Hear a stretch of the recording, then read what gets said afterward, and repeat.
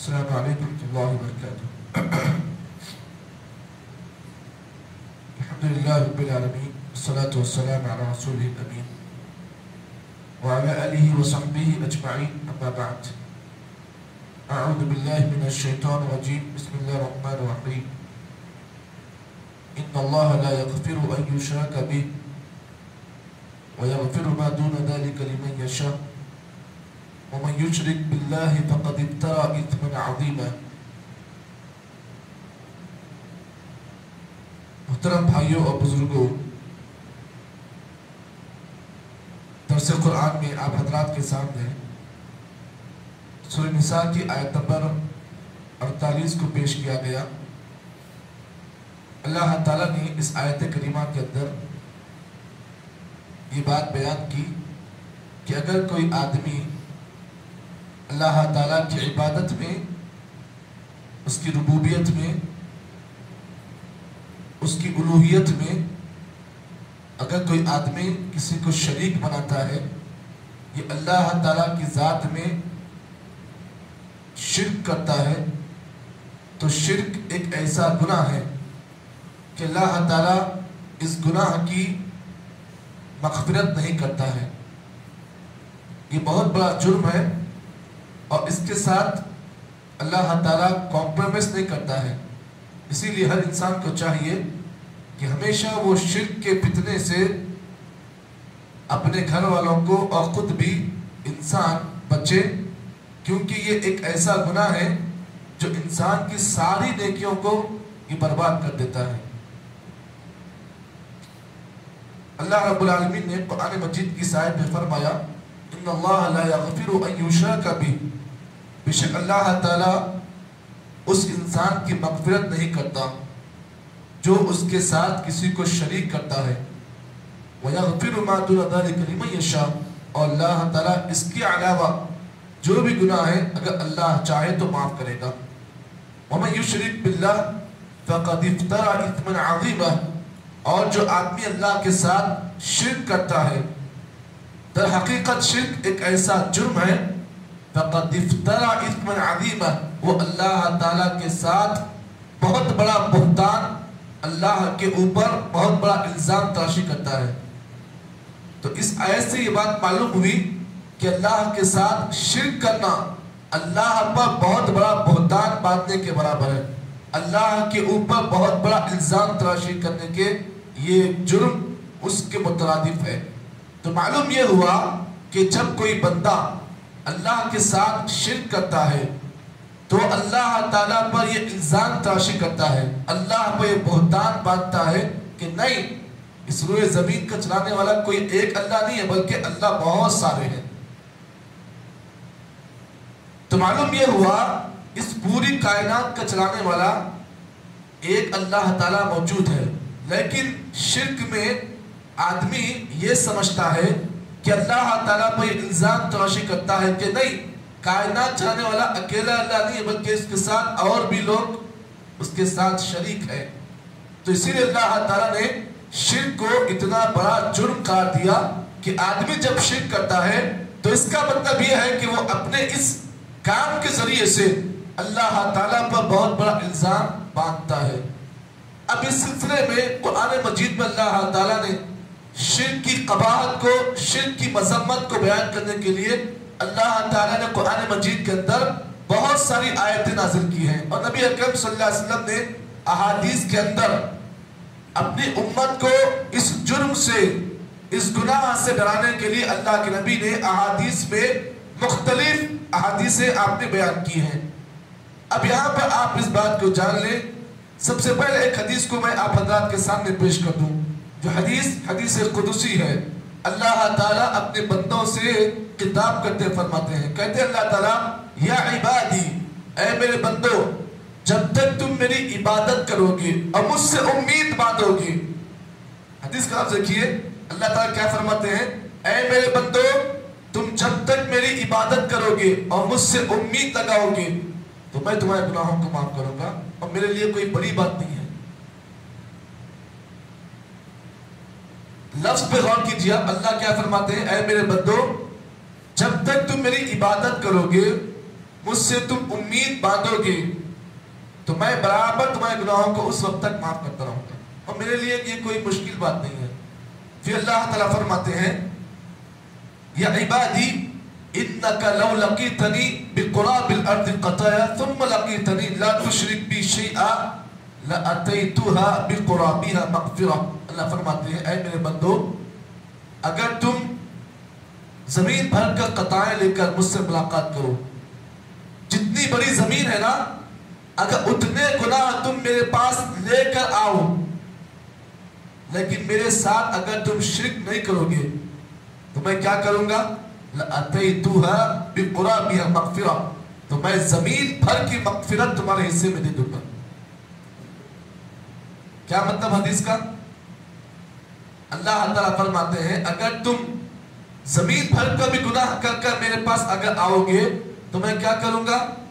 تمہاری مغفرت کر دوں گا، تمہارے گناہوں کو معاف کروں گا، لیکن شرط ہے، شرط یہ ہے کہ اگر تم میرے پاس اگر شرک لے کر آؤ گے تو میں تمہارے کسی گناہ کو معاف نہیں کروں گا، لیکن تم بغیر شرک کے اگر میرے پاس آؤ گے زمین بھر کا قطعیں لے کر تو میں زمین جتنی بڑی ہے نا اتنی مغفرت تمہیں دے دوں گا۔ یہ اللہ کا کیا ہے؟ وعدہ ہے۔ تو معلوم یہ ہوا اللہ تعالیٰ شرک کو معاف نہیں کرتا ہے، اور یہاں پر آپ اس بات کو بھی جان لیں، سوال یہ پیدا ہوا کہ آخر اللہ تعالیٰ نے شرک کو اتنا بڑا جرم کیوں قرار دیا ہے، یہ اتنا بڑا گناہ کیوں ہے؟ یہی سوال اللہ کے نبی صلی اللہ علیہ وسلم سے ایک صحابی رسول نے اللہ کے نبی سے سوال کیا۔ آئیے وہ حدیث آپ کے سامنے پیش کر دوں۔ راوی جو ہے حضرت عبداللہ بن مسعود رضی اللہ تعالیٰ عنہ ہے، فرماتے ہیں کہ میں نے اللہ کے نبی سے سوال کیا، وعن عبداللہ بن مسعود رضی اللہ تعالیٰ عنہ قال قلت یا رسول اللہ ای الذنب اعظم عند اللہ قال ان تجعل للہ ندا وهو خلقک۔ اللہ کے نبی صلی اللہ علیہ وسلم کے پاس ایک مرتبہ حضرت عبداللہ بن مسعود رضی اللہ تعالیٰ عنہ ہے، کہا اللہ کے رسول آپ سے میرا سوال یہ ہے ای الذنب اعظم عند اللہ، اللہ تعالیٰ کے نزدیک سب سے بڑا گناہ کون سا ہے؟ ای الذنب اعظم عند اللہ، اللہ کے نزدیک سب سے بڑا گناہ کون سا ہے؟ اللہ کے نبی نے جواب میں کہا ان تجعل للہ ندا، تم اللہ تعالیٰ کے ساتھ کسی کو شریک کرو، اس حال میں کہ تم جانتے ہو کہ اللہ نے مجھے پیدا کیا، اللہ نے مجھے بڑا کیا، اللہ تعالیٰ نے میرے لیے ہر چیزیں دی ہیں، ہر نعمت اللہ کا بندہ استعمال کرے، لیکن پھر بھی اللہ کے ساتھ کسی اور کو شریک کرے، یہ کائنات کا سب سے بڑا گناہ ہے۔ تو معلوم یہ ہوا اس سے بڑا اور کوئی گناہ نہیں ہے۔ اسی لیے سلف صالحین نے، صحابہ نے، تابعین نے، تبع تابعین نے اپنی اولاد کو انہوں نے ہمیشہ شرک جیسے جرم سے روکا ہے۔ اب دیکھیے قرآن مجید کو اٹھائیے، سورہ لقمان کو آپ دیکھیں، لقمان حکیم نے اپنے بیٹے کو نصیحتیں کی۔ ایک باپ کو چاہیے باپ ہونے کے ناطے اپنی اولاد کو ہمیشہ شرک کے فتنے سے خبردار کرے، اور یہی باپ کی ذمہ داری ہے۔ باپ کی سب سے بڑی ذمہ داری اپنی اولاد پر جو بنتی ہے نا وہ یہ ہے کہ ہمیشہ اپنی اولاد کو شرک کے فتنے سے اپنی اولاد کو ڈرائے، اور یہی کام حضرت لقمان حکیم نے اپنے بیٹے کو کہا کہ یا بنیا لا تشرک باللہ ان الشرک لظلم عظیم، کہا کہ اے میرے بچے، اے میرے بیٹے، لا تشرک باللہ، اللہ کے ساتھ تو شریک نہیں کرنا، ان الشرک لظلم عظیم، بے شک شرک بہت بڑا ظلم ہے۔ سوال پیدا ہوا قرآن مجید کی اس آیت کریمہ کے اندر لقمان حکیم نے اپنے بیٹے کو شرک کو ظلم سے تعبیر کیا ہے، یہاں پر شرک کو ظلم کیوں کہا گیا ہے؟ ظلم کا معنی کیا ہے؟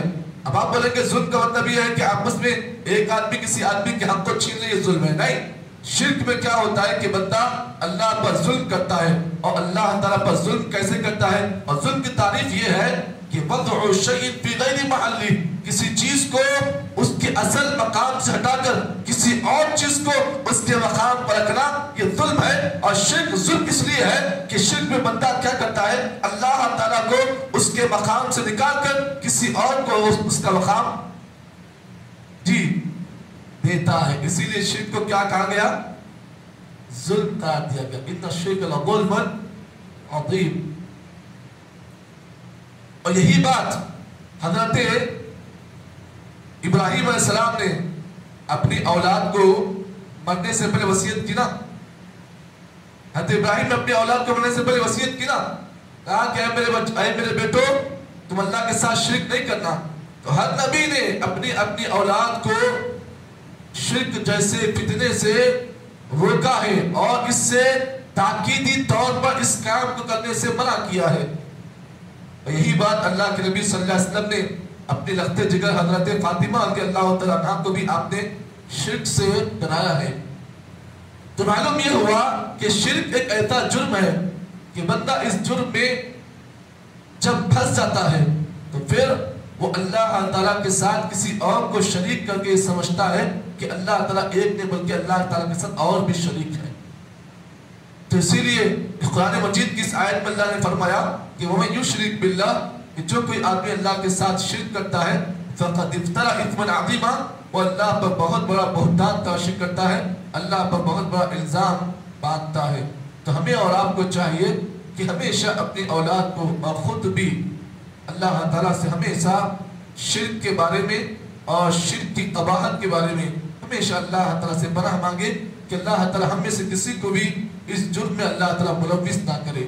کیونکہ جب کوئی آدمی شرک کرتا ہے نا تو پھر اس شرک پر اس کی موت ہو جاتی ہے، تو پھر اللہ تعالیٰ اس سے کسی نیکی قبول نہیں کرتا ہے۔ اور اگر کوئی انسان بنا توبہ کے بغیر توبہ کی اگر شرک کی حالت پر اس کی موت ہو جاتی ہے تو پھر وہ ہمیشہ کا ہمیشہ وہ انسان جہنمی ہوگا۔ تو معلوم یہ ہوا کہ شرک اسی وقت معاف ہو سکتا ہے جب بندہ سچے دل سے توبہ کرتا ہے، تو تب جا کر اللہ تعالیٰ اس کے اس گناہ کو معاف کرے گا۔ اگر بغیر توبہ کے اگر کوئی انسان شرک کے ہاتھ مرتا ہے تو پھر اس کے لیے اللہ نے مغفرت نہ کرنے کا اللہ نے وعدہ کیا ہے۔ تو ہمیں اور آپ کو چاہیے کہ اگر کوئی ہمارا کوئی خاندان کا آدمی یا کوئی ہمارے خاندان کے افراد یا کوئی ہماری اولاد اگر اس جرم میں ملوث ہے تو اسے روکنے کی ہم کوشش کریں۔ اللہ سے دعا ہے کہ اللہ تعالیٰ مجھے اور آپ کو اس آیت کریمہ کے اندر جو باتیں بیان کی گئی ہیں اللہ تعالیٰ صحیح معنی میں ہمیشہ اس کی توحید کو مان کر اس کی توحید پر چل کر زندگی گزارنے کے اللہ تعالیٰ توفیق عطا فرمائے۔ سبحان اللہ بحمدہ، سبحانک اللہم وبحمدک، اشہد ان لا الہ الا انت، نستغفرک ونتوب الیک۔